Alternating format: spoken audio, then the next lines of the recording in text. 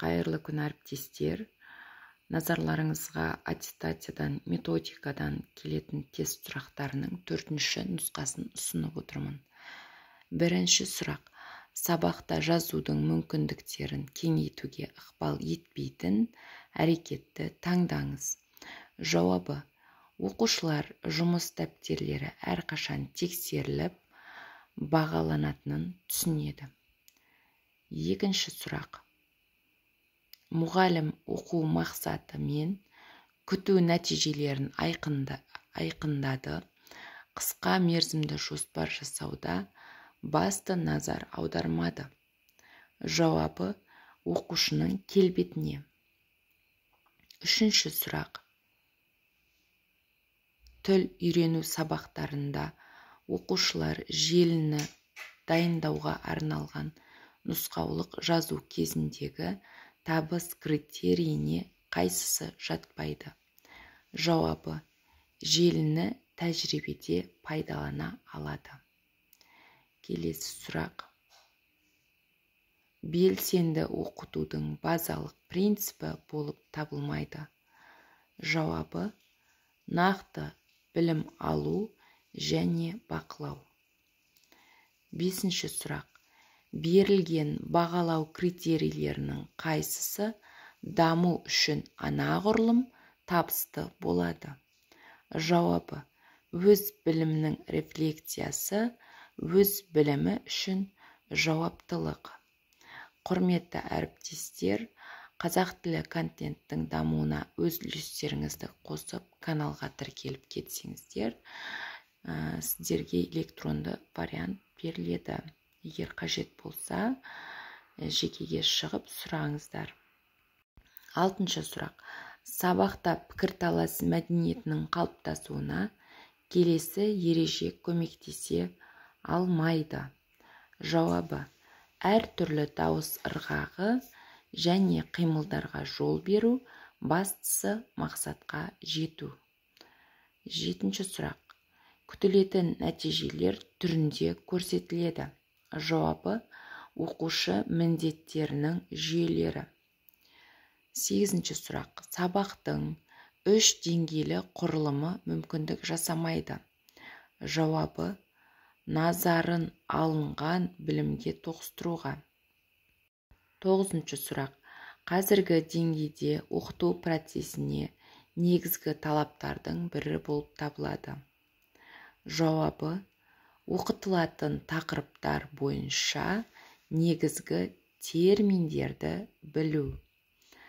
10-шы сұрақ. Мұғалім зияткерлігі оның оқыту үдерісінде қалай көрініс табады? Жауабы.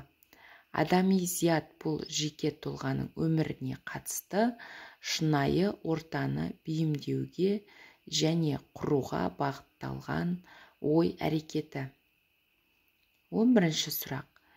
Тіл үйрену сабақтарында оқушылар желіні дайындауға арналған нұсқаулық жазу кезіндегі табыс критерийіне қайсысы жатпайды? Желіні тәжірибеде пайдалана алады. Келесі 12-ші сұрақ. Оқушылар ғылыми идеяларды түсіну үшін мұғалім модельдер мен аналогтарды пайдалануға ұсынбады. Жауабы. Реферат дайындау арқылы ғылыми мәтін құрастыруда. 13-ші сұрақ. Мұғалім топта жұмыс жасауды ұйымдастырады. Табыс критерийі болып табылады. Бірлесе үйренулері. 14-ші сұрақ. Сіз әріптестеріңізге сабақтарындағы оқытудың жаңа әдістерді қолдануын бақылауға ұсындыңыз. Алайда әріптестеріңіз оқытудың жаңа әдістерді ұмытып, сіздің оқытуыңызға теріс баға берді. Бұл жағдайда не жасамау қажет? Ақпаратты тыңдаңыз, ақтайтын сәттерді табыңыз. 15-ші сұрақ. Мұғалімнің зерттеу презентациясы болып табылмайды. Аттестация үшін бонус алу мүмкіндігі. 16-шы сұрақ.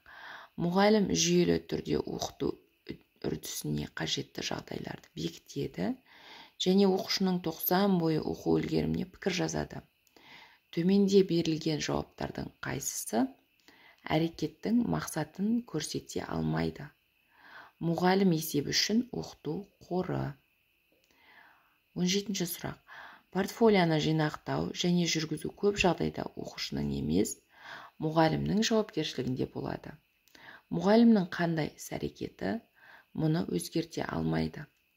Жауабы: мұғалім әртүрлі бағалау формаларын қолданады. Тест, постер, эссе. Келесі сұрақ. Оқушыға өз жұмысының жақсы және әлсіз тұстарын пысықтауға не көмектесе алмайды? Жауабы: үлгерім табелі мен күнделіктегі бағалар. 19-ші сұрақ. Оқушылар мәтіннен өз болжамдарын салыстырып, автордың идеясын және мәселені шешуде өз нұсқасын ұсыну үшін мұғалім ұсынбайды. Жауабы: уақытты үнемдеу мақсатында эссе жазуға бірден кірісу. Келесі сұрақ. Алдағы оқыту туралы шешімді қабылдау мақсатында оқыту нәтижесінің жүйелі қосындысына бағытталған қызметті белгілеу үшін пайдаланатын ұғым бағалау деп аталады.